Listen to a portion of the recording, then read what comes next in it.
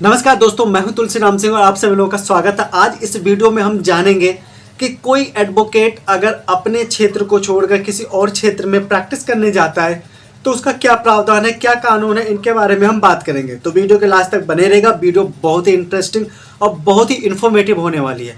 Actually मेरे भाई कई सारे ऐसे व्यूअर्स हैं जिन्होंने मुझसे पूछा था कि जैसे मैं दिल्ली में इनरोल्ड हूँ एज ए एडवोकेट, तो क्या मैं एनसीआर में, कोई नोएडा में या गुड़गांव में जाके प्रैक्टिस कर सकता हूं। तो दोस्तों आप लोगों के लिए मैं उस गाइडलाइन के बारे में बताऊंगा कि क्या प्रावधान है और किस प्रावधान के तहत आप जाकर वहां पे प्रैक्टिस कर सकते हैं कि नहीं कर सकते हैं। या कोई दिल्ली से उत्तर प्रदेश में प्रैक्टिस करने जाता है एज ए एडवोकेट, तो उसका क्या प्रावधान है, इन सब के बारे में बात करेंगे। तो वीडियो के लास्ट तक बने रहिएगा। वीडियो बहुत ही इंफॉर्मेटिव और बहुत ही यूजेबल होने वाली है।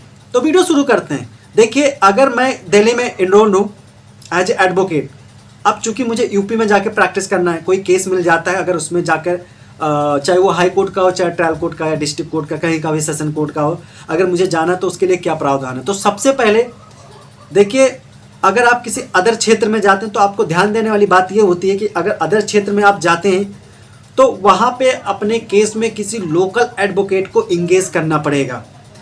रीज़न बताऊँगा क्यों करना पड़ेगा। सबसे पहले ये जान लीजिए,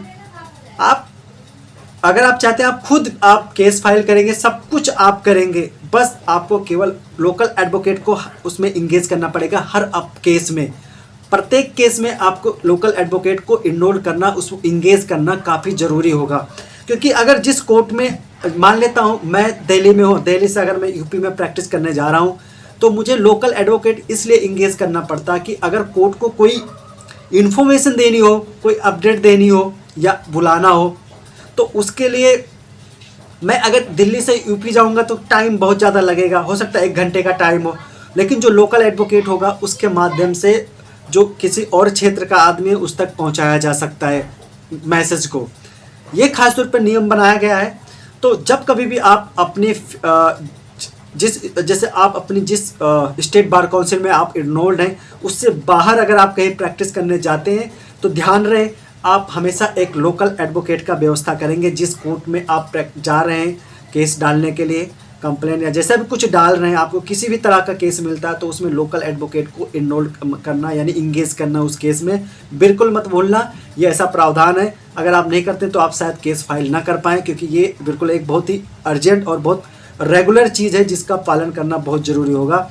मेरे ऐसे कई सारे व्यूअर्स थे जिन्होंने कहा कि वो उत्तर प्रदेश में इनरोल्ड है, लेकिन उन्होंने बोला कि अगर मुझे केस मिलता है चेन्नई में, मुंबई में, दिल्ली में, कोलकाता में, तो उसका क्या प्रावधान है। कई लोगों ने पूछा था, कुछ लोगों को तो मैंने स्क्रीन पर आप लोगों को दिखा चुका हूँ, उनके कमेंट्स आए थे। क्योंकि कुछ लोग तो सोचते होंगे कि सर फ्री में ऐसे झूठ बोल रहा है, तो इसलिए मैं सोचा क्यों ना आप लोगों को कमेंट भी दिखा दिया जाए। तो आया था, ऐसे आते रहते हैं। तो दोस्तों हमेशा याद रखना, जब कभी भी आप कहीं बाहर प्रैक्टिस करने जाते हैं, कोई केस फाइल करने जा रहे हैं, तो वहाँ पे लोकल एडवोकेट को जरूर आप इंगेज करना होगा अपने केस में, बस और कुछ नहीं करना। बस उसको खाली इंगेज करना होगा, उसमें आप उनका जो भी अटेस्ट करना होगा कि ताकि कोई भी इन्फॉर्मेशन हो आसानी से आप तक पहुँच जा सके। दोस्तों वीडियो कैसी लगी, ये इन्फॉर्मेशन कैसी लगी, मुझे कमेंट करके जरूर बताना। मैं एडवोकेट तुलसी राम सिंह फिर मिलूंगा ऐसे ही लीगल टॉपिक अपडेट लेकर। तब तक के लिए आप सभी लोगों से जय हिंद।